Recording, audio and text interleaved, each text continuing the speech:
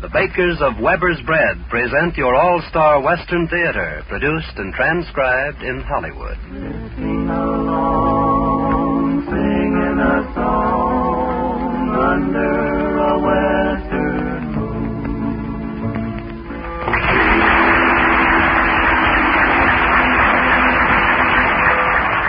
From Hollywood comes your all-star Western theater starring America's great Western singers, Foy Willing and the Riders of the Purple Sage, bringing you the music, the stories, and the spirit of the great open spaces.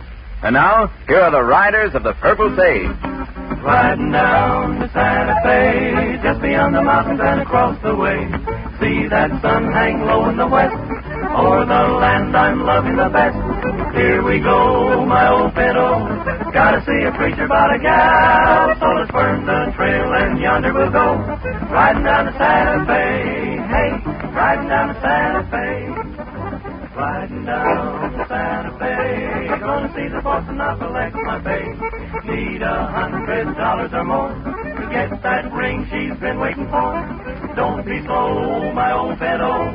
She'll be there waiting at the door. So let's burn the trail and yonder we'll go. Riding down to Santa Fe, hey, riding down to Santa Fe.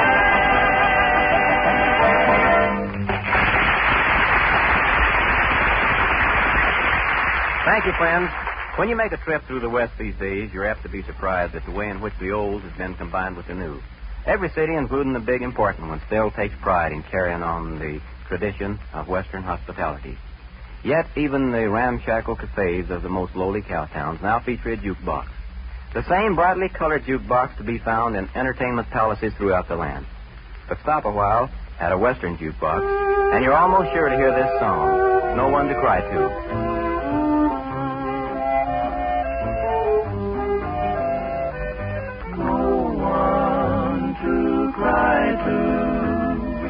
No one to say good night. No one to tell my troubles to. No one to sigh to. No one to hold me tight. No one to cheer me when I'm I go home to my lonely room and find there's no one there. And each night I beg of you, please answer this one prayer. And give me someone to cry to, someone to say I do,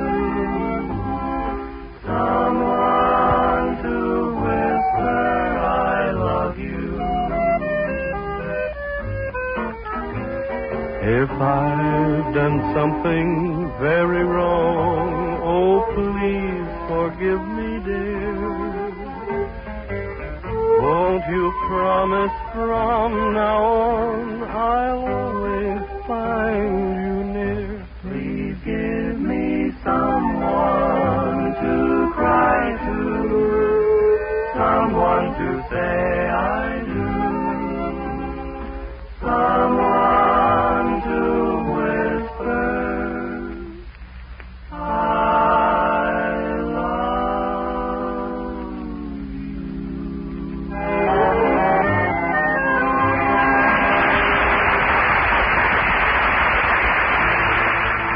Yes, the West certainly has changed.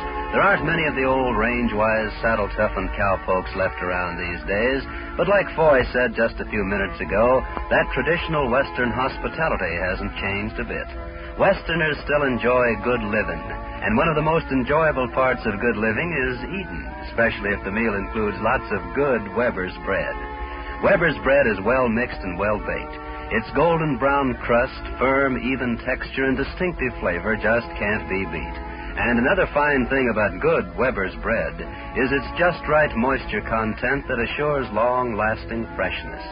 Serve Weber's bread as toast for breakfast, combined with your favorite sandwich filling, or with the most elaborate meals.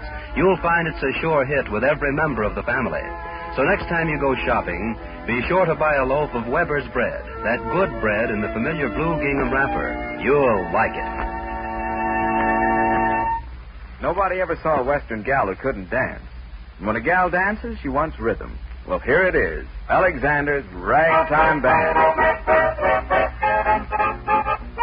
Come on in here, Alexander's Ragtime Band. Come on in here, it's the best band in the land. They can play a bugle call like you never heard before. So natural that you want to go to war.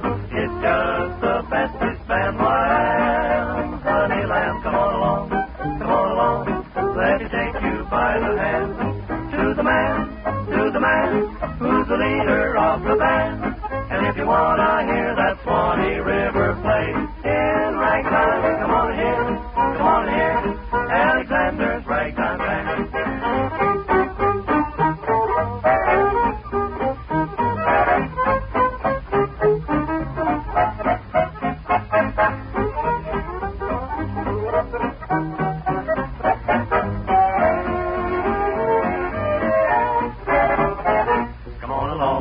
Come on along and see Alexander's Band. Take you by the hand, take you to the man who's the leader of the band. And if you want to hear that Swanee River play in ragtime, come on here, Alexander's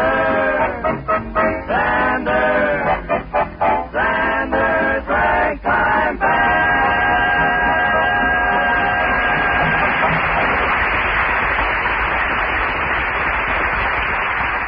I'll tell you a little secret about these riders of the Purple Sage. Waiting has been a mighty popular musical pastime in their family for a great many years. Great-granddaddy used to wait for the wagon. Grandpa would wait till the cows come home. Pa liked to wait till the sun shines, Nellie. Why, even Uncle George was always waiting for the Robert E. Lee. And here they are themselves, still planning to continue the family custom, for they sing, "Wait till I get my sunshine in the moonlight." Wait till I get my sunshine in the moonlight. Wait till I get her neath the western sky. With the yucca and the sage all around to set the stage, and the stars are making faces in her eyes. Wait till she finds the moon above on my side. We'll get her beneath that good old Indian sun. Wait till I get my sunshine in the moonlight. That's when I'll make my sunshine mine. I'm in love with sunshine, my darling little sunshine. But does she love me? I'd like to know. Soon I'm gonna find out. I'm gonna speak my mind out the very next time the moon is low. Wait till I get my sunshine in the moonlight. Wait till I get her neath the western sky. With the yucca and the sage all around to set the stage, and the stars are making faces in her eyes. Wait till she finds the moon above on my side. We'll get her beneath that good old Indian sign. Wait till I get my sunshine in the moonlight. That's when I'll make my sunshine, reluctant little sunshine. That's when I'll make my sunshine mine. Now it's time for Foy Willing and the Riders of the Purple Sage to tell another story of the West. This week, it concerns some events which took place near the little town of Squaw Creek. We call it Time to Ride. The West is both a place and a spirit. The place is a mixture of deserts and valleys, clear skies and huge mountains. The spirit is friendliness and freedom. And there are men of the West, like these riders of the Purple Sage, who know freedom as no other men know it.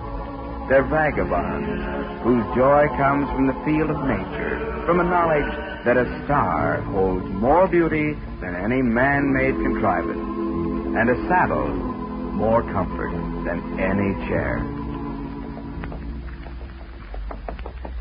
Before we get to where we're going, I want to warn you guys. No tricks and no funny business. You got to act like gentlemen. Oh, boy. No tricks at all. Act like gentlemen, huh? You heard me. This is a bride and groom we're calling on.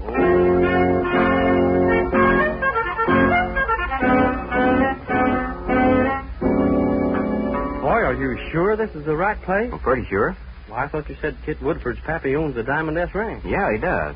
But there's talk around that Mr. Woodford's pretty sore because Kit married a ranch hand. A fellow'd have to be awful sore to let his daughter honeymoon in a shack like that. Hey, if you fellas noticed how run down this place is? Boys!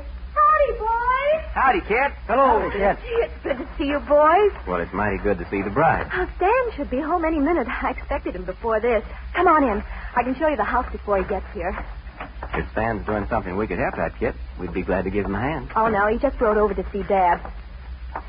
Well, here it is. Our house. Hey, this is something real. Sure is. Looks pretty good inside. Stan's and mine. All of it. Did you say Stan had gone to see your pappy, Kit? Well, yes, why? Foy told us your pappy was sore at Stan. Johnny. You did, Foy. You practically said her pappy kicked him out because she married Stan. Johnny, Kit, I'm awful. I should think you would blush, boy willing. Johnny, you ain't got no more brains than an abandoned corral. What did I do now? Oh, never mind, Johnny. Boy probably did tell you that. And the sad part is, it's true. But the last thing we wanted was to make you feel uncomfortable, Kit. Oh, I don't feel uncomfortable. I believe, and so does Stan, that Dad's jealous of us, that's all. He remembers how he and Mama were when they started out. They were going to live this way, too. But they didn't very long. Because Dad got all tangled up in wanting to own things. Well, you don't seem to have changed much, Kit. From the way I was when you worked for Dad and I'd come home and tell you things. Yeah. No, boy, I haven't changed. I had to wait a long time before I found somebody who believes as I do. But Stan does. Well, that's great. We want to be able to look out this window here, see the mountains, and say, let's ride over to the other side for a while. Both of us think that's a better way to live than to have a big house, not be able to ride to the other side of the mountain or do what we like because we haven't time for anything except cattle and money. I think you're right, too, Kit. When it comes our turn to die, we want good things to remember. Not to suddenly realize we live in a trap and have nothing except a lot of money we can't take along.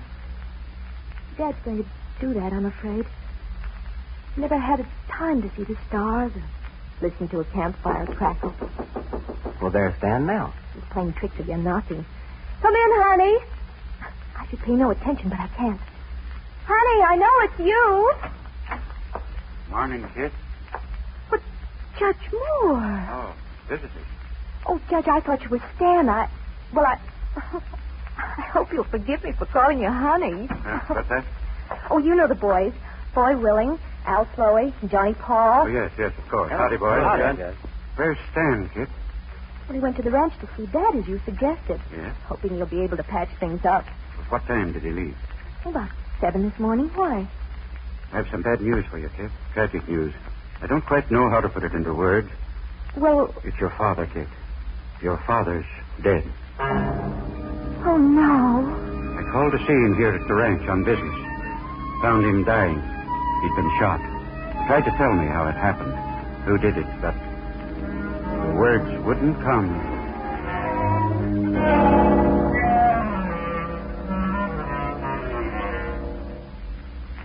Well, Kit, I think I'd better be going back to the office now. Hate to stay at your daddy's ranch any longer than necessary, now that he's gone. Well, thanks for riding over with us, Judge Moore, and for bringing the news to us. Not at all. If there's anything I can do to help you, Kit, just call on me.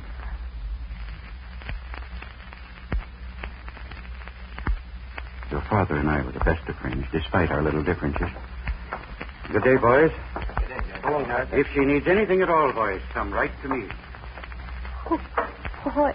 Take it easy, Kit. Will it be all right if I go in and see Dad now? I think we'd better ride back to your place and see if Stan is home yet. Stan didn't do this, boy. He didn't. Well, of course not. But we ought to find him as soon as we can. Find out if he knows anything about it. He couldn't have, boy. He came here, but he... Come on, we'll get the horses. Johnny. Yeah. Help Kit with hers, will you? Sure. Come on, Kit. Oh, I'm all right. I just don't want people to think Stan did it. Judge Moore's already hinting he did. Here, Al. Keep this. What is it? Stan's pocket knife. Huh? See his initials carved in the handle? Oh, yeah. The judge and I found it lying near Mr. Woodford's body. But Mr. Woodford wasn't knifed. No, he was shot clean through the temple, and by a crack marksman. But there could have been a tussle first, and the knife dropped out of the pocket.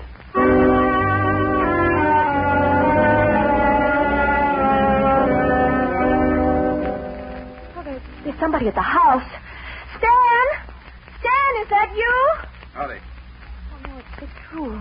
Dad hired Vic to take Stan's place when Stan was fired. Well, Miss Kit, boy. Howdy. Vic, you haven't seen Stan, have you? I saw him earlier in the day, and I'm looking for him again. Had a little difference of opinion, and I figured on settling it now. Where was Stan when you saw him, Vic? Prowling around the corrals of the ranch. I caught him red-handed. He said he was taking a few calves that belonged to you. Well, I do have some calves at Dad's. Yeah, well, I didn't like his attitude. Before we could settle things, your father told me to be about my business, said he'd take care of Stan. That don't go with me. I aim to handle my own troubles. Where have you been the rest of the day, Vic? What do you care? Well, these are my boys here, Vic. 3 of you, huh? Dad was killed this morning, Vic. Killed? Your dad, Miss Kid? Well, I've been on the range all day ever since I left Stan. Stan's the last person with your dad, as far as I know. Have you got any way of proving you were riding all day? Not a thing, Willing.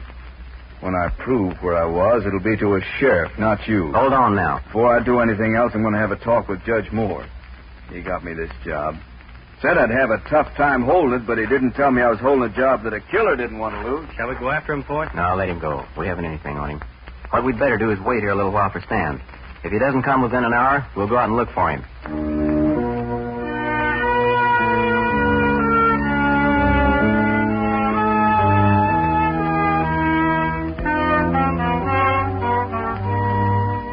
That's Stan's boy.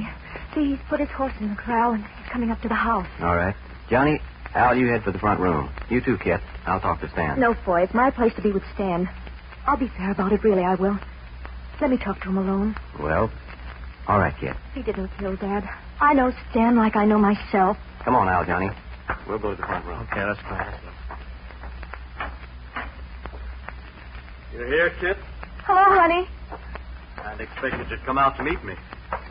Stan, where have you been all day? Oh, first I saw a blonde lady dude, and she took a shine to me. Then I saw a brunette lady dude, and she took a Stan, shine. I mean it. I have to know. What's the matter, honey? Something wrong? Where were you all day? Well, I went over to your dad's this morning. I sort of lost my nerve about talking to him at first, so I walked out to the corral to have a look at your cab. I got in a little argument about him with Vic, the top hand who took my job when your dad booted me out. And after that, Stan? Well, your dad hurt us. We came out of the house and sent Vic away, and then we had a little talk. Your dad and I. What sort of a talk? Oh, the usual thing, only more so. Just like always, he said he liked me fine as a top hand, but not as a husband to you. And you flared up. Did you, Stan? Some. How much? Well, I suppose I may as well tell you, honey. Your dad and I had a pretty fair wrangle. But how much of a wrangle, Stan? Maybe I can help him out, Kit. Who is this man, Kit? Foy Willing, Boy, Willing. Oh, gee, I forgot you were coming. Kit reminded me early this morning, and I had to go... Why, yes, that's my knife.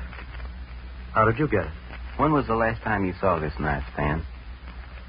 I suppose you answer my question first. How did you get it? Say, Kit, what's the matter with everybody today?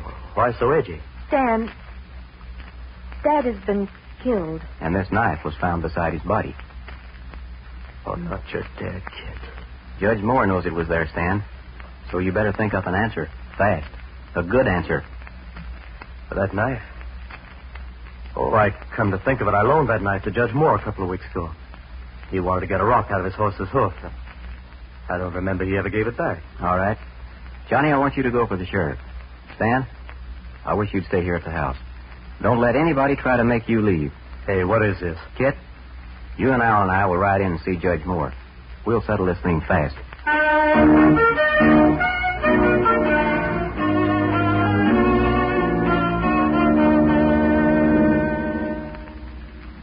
Al, you wait outside here in case you're needed. Yeah. Kit, before we go inside, there's something more I want to know. All right. Judge Moore and your dad have been the bitterest of enemies ever since they were rivals for your mother, back in their younger days. When did they get friendly again? Just a few months ago. Boy, I tell you, Stan couldn't kill anyone. Let's go in. You here, Judge Moore? Oh, good afternoon, Willie. Go ahead, Kit. Thanks. Well, Kit, you're here, too. Now, what can I do to help you? There's a few things she'd like to know about her father's death, Judge. And I guess you're the only man who can give us that information. I'm glad to help in any way I can. Your daddy and I wasted a lot of time being enemies, Kit. I'll regret that to my dying day. Did I understand you to say that you were with him when the shot was fired? What? No. Oh, no, indeed. But I got there before he died. Tried to tell me who did it, but he was too far gone. Just a coincidence. You happened to be at the ranch. Or were you there for some special reason? Well, no, that's something I kind of hate to talk about at present, boy. Your daddy called me out to his place, Kit. Said he wanted me to look over a new will he'd written. A new will? Yes, I have it right here somewhere. It was all written when I got there. Your daddy just wanted to make sure it was legal and binding. Oh, here we are. We'll skip the first part for the time being. This is what will interest you. If at the time of my decease, my daughter, Kitty Woodford Bell, has not divorced her husband, Stanley Bell, then my estate shall be used to establish an institution for homeless boys, with my ranch used as headquarters for the aforesaid institution, and Judge Fremont Moore shall be the sole administrator for the entire... Never mind the rest, Judge. What?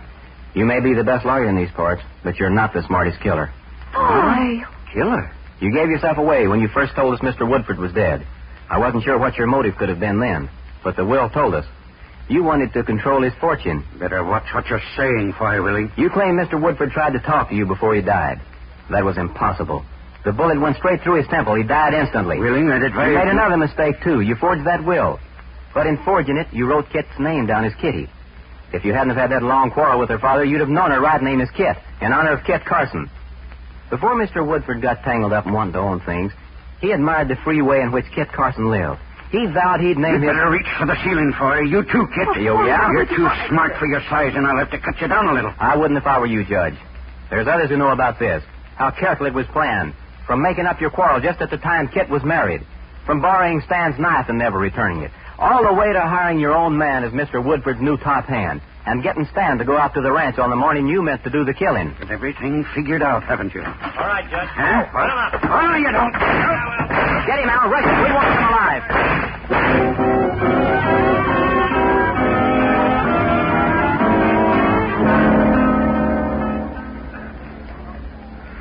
You can bet a month's pay, Sheriff. We're glad to get rid of him. Nice haul, boys. Nice haul. Forgery and murder. Come on, Judge. Reckon we'll have to hang you a couple of times. Oh, Kit, darling. Oh, everything's all right, Stan. Now. Oh, it'll always be all right. With me, it ain't all right, even now. Keep your pie bill closed, Johnny. Can't you see this is a sentimental moment? We had a fine time, Kit. I sure hope we get invited again. Yeah, me too. Especially when you move over to the big white house on the ranch. Oh, I don't think we'll be moving there, Al. But the will was a forgery, wasn't it? Won't you get your dad's property? Yes, I guess so. But if Stan will agree to it, I'd like to use the property in starting a place for homeless boys. That seemed like a good idea to me. Will you agree, Stan? Why, sure, honey. Well, that's mighty nice of you. No, Foy, it's selfish, really. We weren't pretending when we said all we wanted out of life was time to see the stars and to ride over to the other side of the mountains. Oh, I didn't think you were pretending, Kit. The property, the money, would stop us from doing what we want. And as long as everybody still has a right to pursuit of happiness, I think we'll do our pursuing in our own way. It's still pretty nice of you and Stan, Kit. Well, boys, I guess we'd better be moving along now. You see, Kit, we're pretty much like you and Stan. We like time for riding along, too.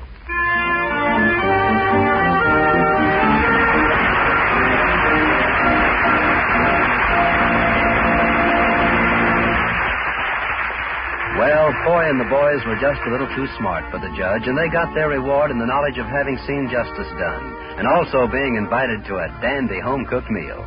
Good food, you know, is traditional among Western folks. Today, Westerners like to take time out once in a while and take off for the mountains or the beach on a good old-fashioned picnic. The next time you go picnicking, be sure to take plenty of sandwiches made with good Weber's bread. Its just right moisture content assures long-lasting freshness. You can pack the lunch early in the morning, drive to your destination, and even if it's afternoon before you eat, you'll find those sandwiches made with good Weber's bread are still fresh and delicious to taste. And good Weber's bread is equally fine for toast in the morning or when served with a full-course dinner at night. Weber's bread is always good bread. Buy a loaf the next time you shop. You'll like it.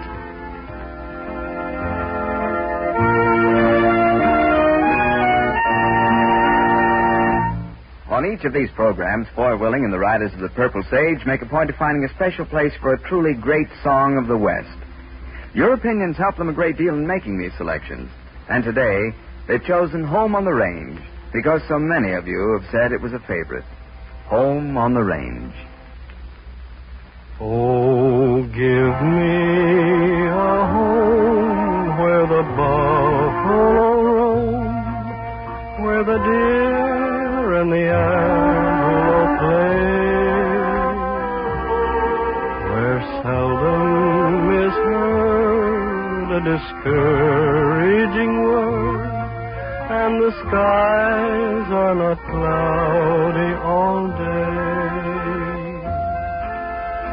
Home, home on the range, where the deer and the antelope play, where seldom is heard a discouraging word, and the skies are not cloudy all day.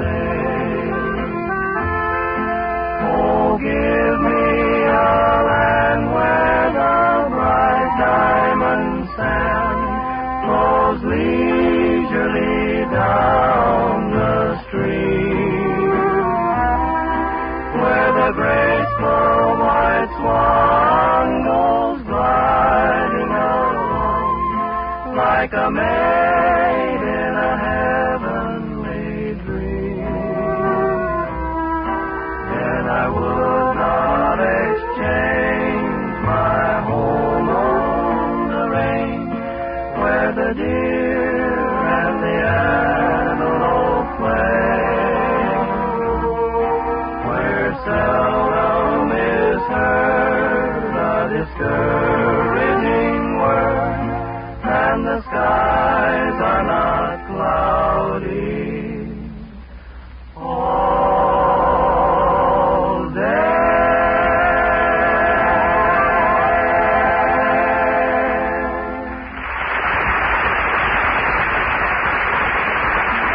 Well, that's about it for this time, friends.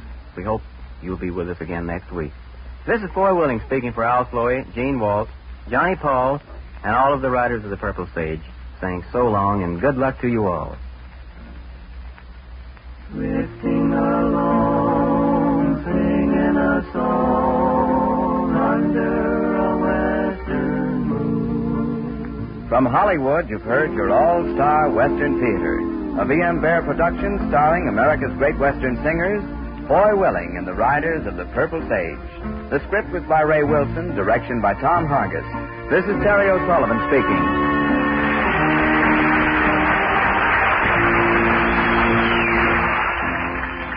The bakers of Weber's Bread have presented your all-star Western Theater, which was produced and transcribed in Hollywood and came to you from Columbia Square. Which was produced and transcribed in Hollywood and came to you from Columbia Square.